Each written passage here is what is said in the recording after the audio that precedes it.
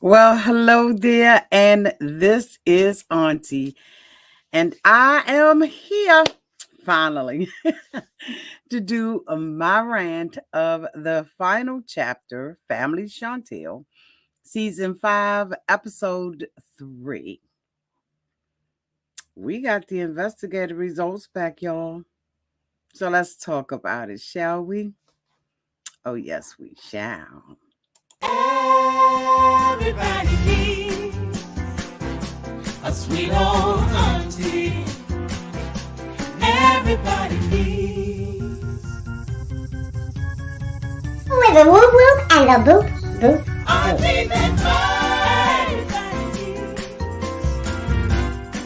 needs. You can make this up. Now you know that these are some crazy motherfuckers. Everybody needs a sweet old auntie. So why even bother? Aunties and lives, sweet old auntie. Aunties and ways. Are you okay? Are you okay? Happy Thanksgiving, everybody. And this is Auntie. If this is your first time being here, please like, comment, and subscribe to my channel. And to all of my new subscribers, thank you all so much for hitting that subscribe button and joining this family. To all of my nieces, nephews, and my members who have been here with me for the long haul, thank you all so much for your continued support. So anyway, I was supposed to join y'all this morning for breakfast, but plans changed. I'm hoping that you all have had a wonderful Thanksgiving and that you did it the way you wanted to do it, right? I had a very quiet Thanksgiving this year, and I know that a lot of you all have too. And then there's some of you all who have been at grandma house, auntie house, and I also understand that there's some of you all who may have lost a family member and they were absent from the table this year. I just want to send you my love, my compassion, and my prayers that I want to send that to you because we have to understand that Thanksgiving looks different for everybody. And I want you all to know that my prayers are with you. My compassion is with you. I just want to, there's just something that's telling me, Auntie, you need to say this. And so y'all know me, I don't hold back about anything. Be thankful for where you are, for what you have. Be thankful for the memories of a family who has been lost. Be thankful for the memories that you created today at Thanksgiving. Be thankful for everything that God has done for you. And you may not have a lot. You may actually be struggling right now. Or you may be sitting on a mountaintop and everything that you've ever wanted and dreamed of has been manifested. Just continue to be thankful. Thanksgiving is not just one time of the year, it's all throughout your lifetime. So I just wanted to drop that for y'all real quick. Um, I just wanted to drop that real quick. So anyway, now we're going to get into this. Okay, we're going to get into this. This episode of the family Chantel. So we opened up this episode with Mama, Chantel, and Winter going to a wig shop. Winter has lost a lot of weight, as we all know, right? And so she has an opportunity to work with a talent agency, and that's big, right? I think that she wants to do like plus size modeling, and I think I saw her somewhere like holding up a sign or something, and I can't remember what it was, but anyway. They're at the wig shop and they're trying on different wigs. And Chantel had on this pink wig. Her and Winter had on, a colorful wig. Let me tell you, those wigs was popping. Way back in the day, I used to wear a pink wig, and I'm telling you, it really does look good. The pinks, the purples, the blues, right? So if you've been wondering and thinking about it, you know what, girl, go and get you a wig out the wig shop. Rock that mother sucker, okay? And don't care about what anybody say about you, okay? Okay. So during that time when they were in the shop, Chantel's mother, Miss Karen, told them, okay, the investigator has brought back some information. So the first thing that she tells Chantel is that Alejandro, if you all remember, Alejandro is the guy from New York that had the real strong cologne and the jacked up haircut and all of that kind of stuff. So he has um the investigator spoke with him and he said that he wants to meet with Chantel. He wants her ear. And so Chantel was like, look, mom, I just really want to get past this. I don't, feel like this. I don't believe that Alejandro has anything that he can say, right, that is going to benefit me in any way. I don't know why Karen is doing this, right? Simply because they're already divorced. So, I mean, to find out information about him is like, what? Okay, for what? And so Karen is like, well, I need to know, you know what I'm saying? Because he used you for 7 years. And I'm thinking, so what is like, where you get all this information, Karen, now what?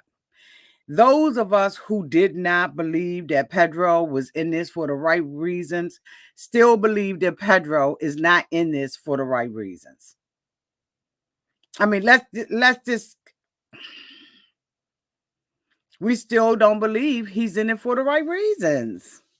Those of us who believe that Pedro really loved her, they believe he really loved her. At this point in the game, 5 seasons down, nothing is going to change anybody's mind. And so after that, she finds out that his mentor, his real estate broker, and another person went on a trip together, and the private detective indicated that it was the older woman. Okay. He supposed that the older woman is the one that Pedro was in a relationship with. And then they flash back and saw Chantel having a conversation with her. And Chantel was like, I trusted this woman. I talked to this woman, knick-knack, Pedro, I give a dog a bone.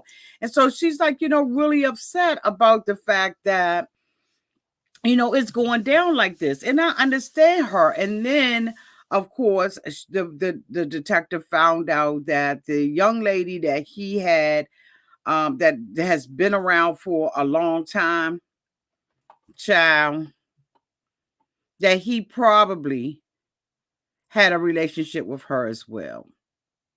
Chantel got physically sick by hearing this because Pedro has been telling us and everybody else that Chantel was his first love, the first person that, he was intimate with and all of that. But detective seems to believe that Pedro is telling a whole lie. And so, like I said, Chantel said, this is making me nauseous. She goes to the bathroom and honey, she get to going on. And Winter is like, hold on, let me hold your head. It was just really sad to see Chantel in that place. Chantel also started talking about, once people have found out that she was divorced, that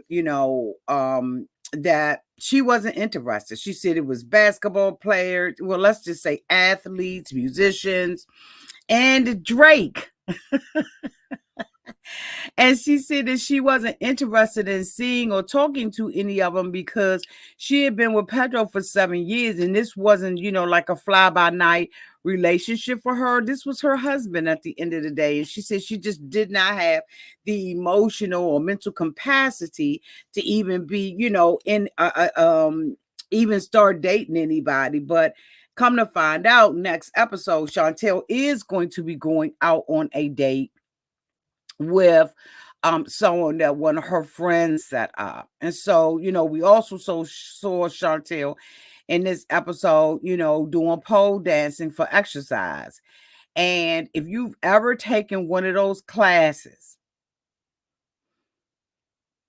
if you've ever taken a pole dancing class, you know it ain't no joke. Honey, it will let you know that your belly is just full of flab and just out of control. You don't have no core strength or nothing. You have to have core strength. Chantel was up on that sucker, spreading her legs, coming down doing the fire. Her mother and Winter went with her, of course, but Chantel was doing that damn thing. And I've seen Chantel on her Instagram where she's put up various videos of her workout routine. And I was like, I need her as a personal trainer, bitch, because Chantel really be doing it, right?